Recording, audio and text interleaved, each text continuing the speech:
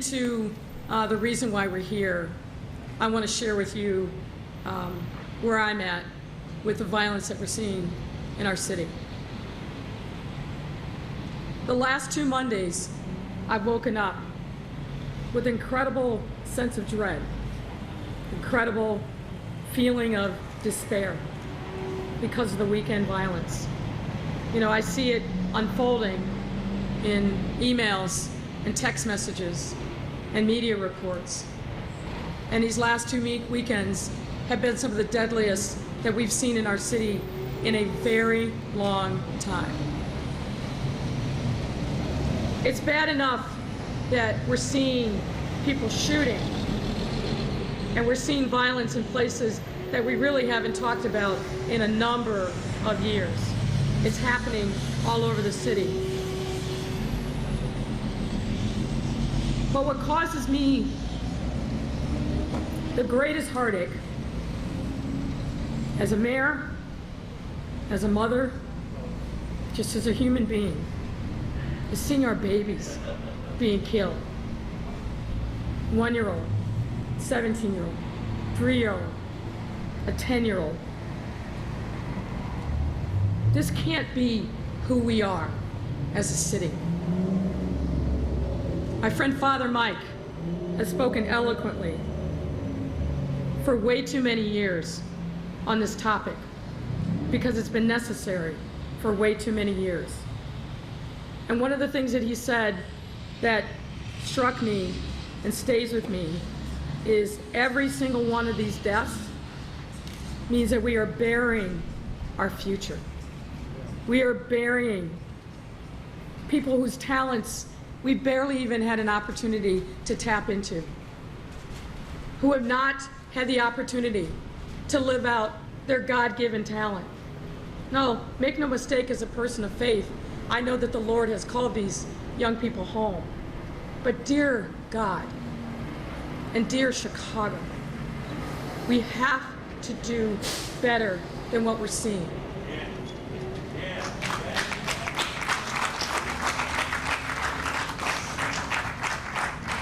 There's no simple answers, no simple solutions. Part of it is what we're here to announce today, is making investments. But fundamentally, what we have to be about, each of us. It's not enough for a mayor or a police superintendent or a city government. Each of us has to ask ourselves, what more can we do every single day in our lives to wrap our arms around these children? And I don't mean just the victims, I mean the shooters as well. What do we need to do to reach them, to give them hope and love, and have them recognize the sanctity of human life? These aren't strangers who are coming into our communities. We all know that. There are people who grew up amongst us and have literally taken things into their own hands. We need to do a better job of letting them see a life that doesn't end and start at the barrel of a gun. We have to do better, every single one of us. I'm committed. I know these folks are committed.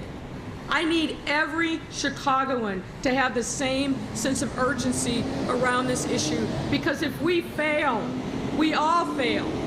We rise and fall together. This is not just a problem for the West Side or the South Side. This is a Chicago problem, and we have to have a Chicago answer. We have to let our brothers and sisters in neighborhoods who are under siege know that we see them, we hear them, and we are there for them. It's not enough anymore to just say thoughts and prayers. We've got to change our actions and our attitudes and our conduct. This violence is ripping us apart. And we've got to give everyone in every community a sense of hope, a sense that we have not abandoned them. As the saying goes, we cannot pass them by. We have to stop and be the gentle soul and neighbors for our brothers and sisters across this city who are struggling. There's no easy answer. There's no simple solution. This takes a holistic approach.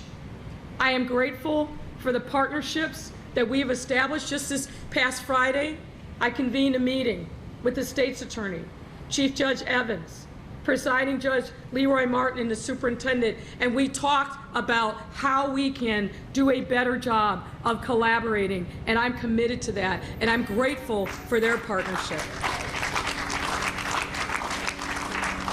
But we also need community-based organization, people on the block, to step up. Everybody has to do their part.